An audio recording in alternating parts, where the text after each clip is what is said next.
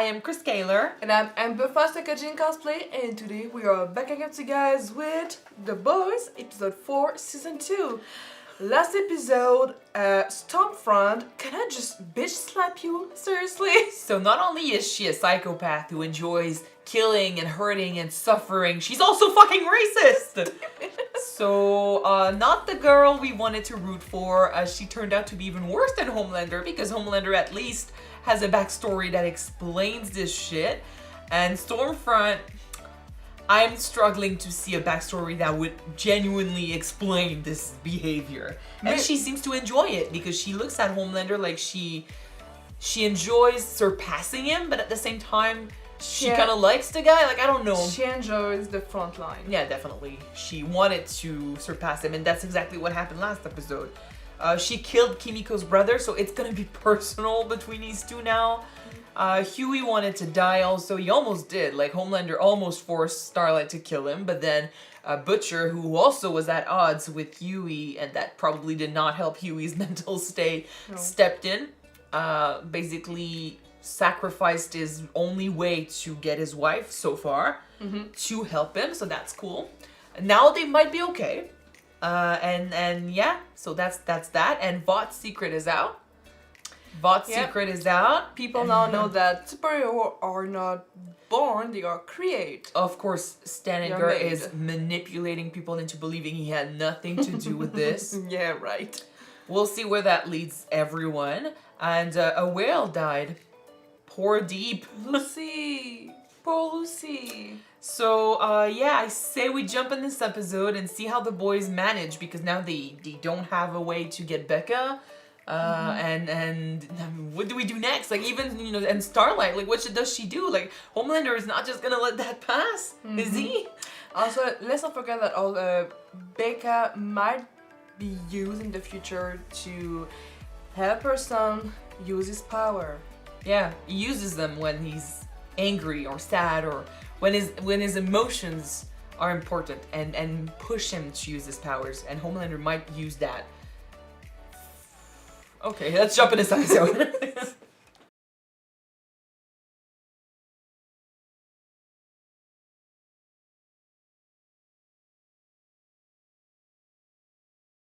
Oh shit. Okay, I was wondering if you were gonna enter a weirder yet type of relationship, but no, Stormfront's words really hit him. Yeah, she ran deep, yeah. You know, he's been manipulated by a lot of people who highlighted what he needed in order to, you know, push him in the right direction for them. I think she did that here, but not as subtly as Madeline used to do. You know, she picked out his not necessarily his weaknesses, but she picked out what he was doing that was wrong in order to be actually supported by people. She picked out insecurities about him. She picked out stuff that not everyone should know, but then it's so easy to see when you actually spend some time with the guy. And since she highlighted all of this shit, it took the anger inside of him and put it out.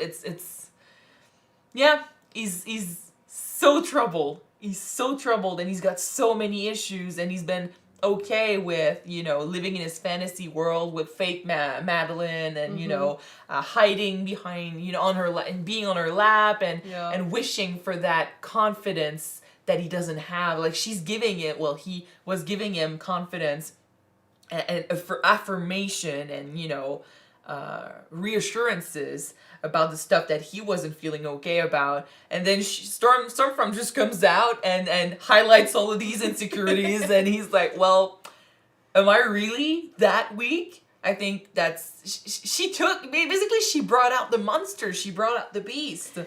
Well, she's good at being a monster. She's no one when she sees one, you know? Because, like, the speech at the beginning about him having to prove he was the leader and he was going to be the leader, because that's who he is. He's already the leader, so he just needs to affirm what he is and take out the weed. That got him moving, you know? He's taking charge of the group, but then taking charge of the group is one thing, but that doesn't give him confidence. That doesn't heal everything that he feels bad about. That doesn't make him popular with the people.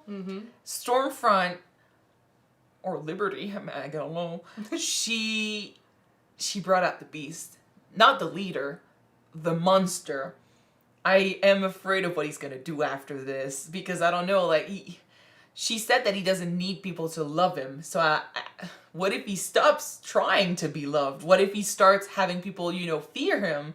Or what if he goes all out and does like she's doing and uses that power to make some massive changes that we might not like? People are gullible. People follow, so easily. It didn't take that much time for people to follow Stormfront.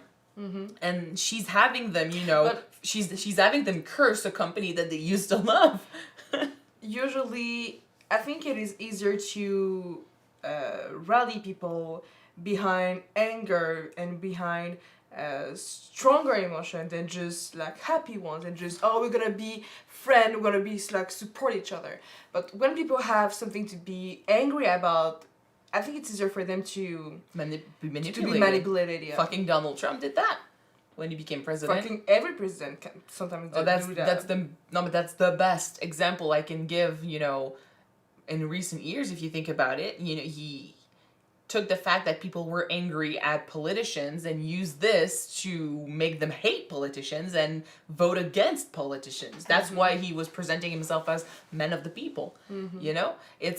It's true. When people are angry, they are easy to be manipulated, which is it's dangerous. And you see, like, Stormfront is basically doing that when you know that she doesn't give a shit about these people. Like, if this is all true, like, I think it is. Like, she is Liberty. She somehow did not age. She's a racist. I have a theory asshole about that. What if she's part of the first batch of superhero, the first. Well, she's definitely Compound V. Not the first batch, but she's definitely because who knows? Maybe she used to be a superhero before Liberty. We don't know that because we know that Soldier Boy is technically still alive because we know that Jessica is going to be in season 3 from what we heard. Yeah, and he should be very old, but then. Who says that maybe when they first created the Compound V, because we don't know if they became superhero when they were babies. Maybe they received the Compound V when they were adults, and since then they just and it stopped aged them from aging. And since then they switched the formula to create something new. It's possible. We were talking last episode about how Compound V and having powers could affect the body with A-Train, whose heart might be, reacting badly to what his superpower does. What if, for some people, the superpower does the contrary? It boosts you so much that you just stop aging. That'd be crazy. And how do you stop that? Like, does that make her immortal? And we know about Kimiko, who can come back to life. True. So, like, does she mean she can't die either? Possibly. Like, we don't know. There's so much we don't know about Compound V and what it does and other superheroes. We'll have to see, but like that means that she's got years of experience. That's probably why she knows so much about everything and she's so good at adapting because she had to adapt. She had to move with the times, But that was a nice twist, by the way. That explains like the racism and everything. Like she comes from an age where a lot more people were showing that they were racist and like I'm not surprised that she's an old hag. I'm not surprised that she comes from an older time. That doesn't make it okay. That's definitely true. And she's literally like she was going after black men to kill them for no fucking reasons. She's basically the embodiment of some of the cops that they scream about, in rallies and shit. That's intense. So she's definitely a problem. She definitely needs to be taken care of. And we knew that from last episode when she literally enjoyed killing Kimiko's brother. Speaking of, I'm glad that Frenchie is still there.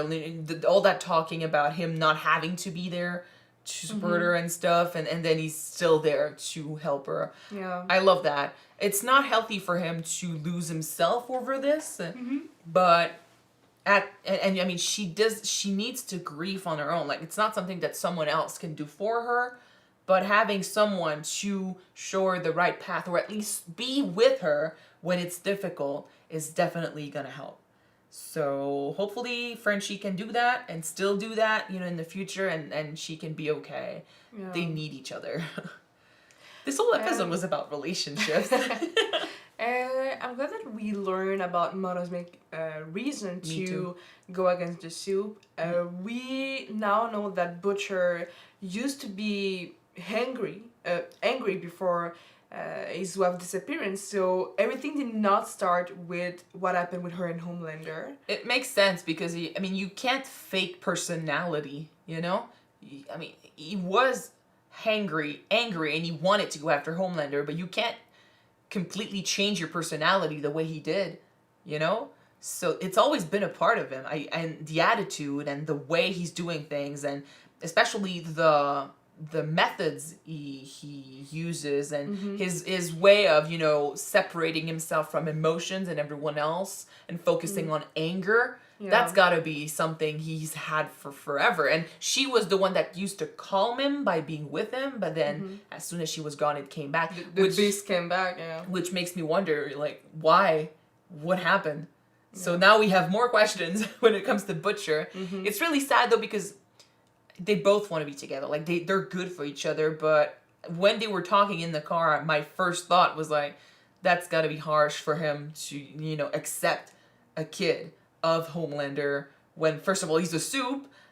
Well, he's got powers, and then, he's also the product of rape, his wife's rape. True. That's definitely got to be hard. And the whole story, we weren't sure and stuff.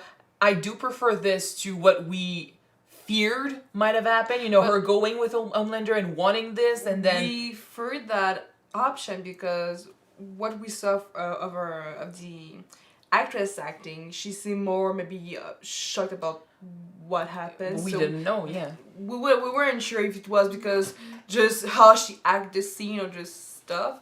But yeah, now we didn't see much. It was a surveillance camera. Yeah, we didn't see anything. We didn't see much. But so then, now it's confirmed. But if it had been that, he would have lost her completely because it would have been her choice, And then we got proof with her and Homelander that it wasn't, and she still loves Butcher, and she still went to him. But then he loses her all the same because now she's a mom. She will care about her kid. And I understand that it's difficult. It's such a difficult situation. I don't blame him for not feeling any type of attachment to that kid. Because, he is the son of Homelander, and he is product of rape, and he has superpowers, and it's something that he's conditioned himself to hate for years. So it's not going to happen over time. But I'm glad that she went back to the kid. The kid does not deserve to be abandoned at all. She also does have a point that if she leave, they're going to just create another Homelander. And it's her son, A kid abandoned by his mom will be messed up. It's gonna be an issue, and I would not want that for the kid nor for her. So that's a good thing that she fought back her her need to be with Butcher to go back to her kid. We need to deal. Our son came first. Yeah, and but to learn it hurts though to have her say to Butcher that she was scared of him. And his reaction, he definitely we need to know what happened, and he needs to face everything and deal with who he is and what, the stuff he's done and how he feels about all of it.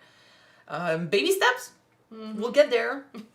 Same with Annie and Hughie, they definitely love each other, and I love that in this episode they made a step towards reconciliation. They were together. But I understand why she doesn't want to be with him, because being with him doesn't solve anything.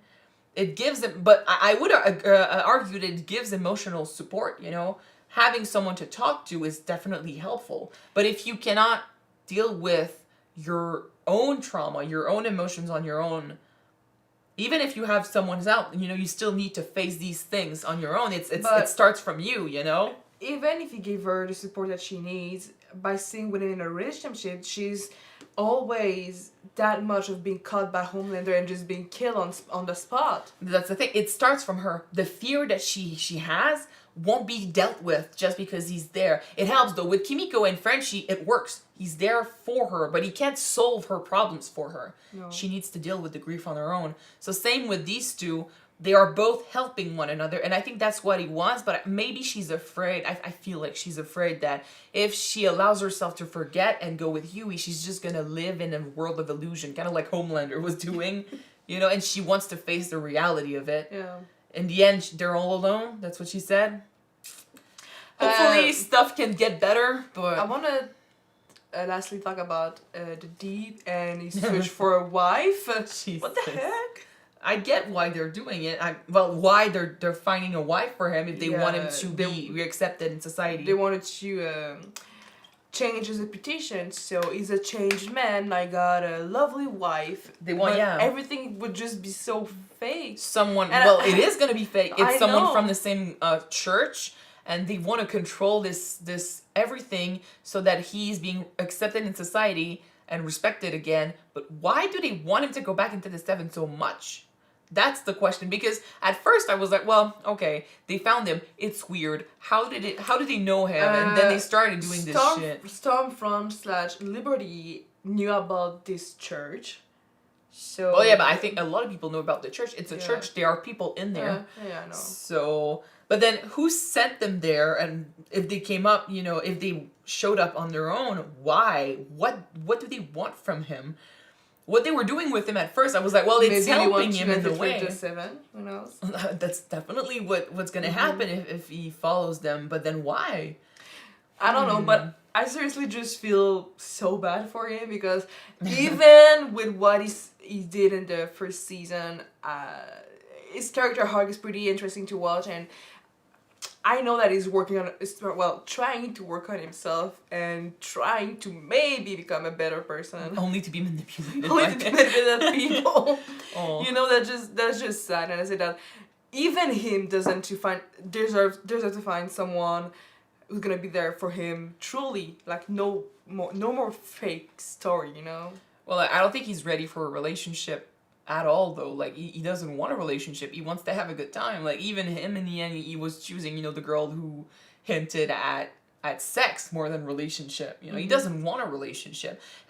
He's not even, he's not even halfway through accepting who he is and understanding that what he did is wrong. He did apologize last episode, but how much of that is the church and how much of that is him? Yeah.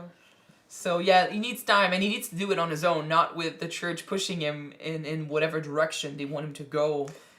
Yeah, I know. Anyway, so now we gotta deal with Stormfront. Fucking racist piece of shit. Oh man, okay, this season is good so far. We gotta move on, so thank you guys so much for watching this episode with us. If you want to see the next episode right away, it is on Patreon already, or it will be very soon. You can check it out if you want. The link is in the description. Yep, and if you don't, you can... Yeah, the English today is weird. You can wait for the next one to be out on YouTube next week. So we're gonna see you then, guys. Yes. See Bye. Ya.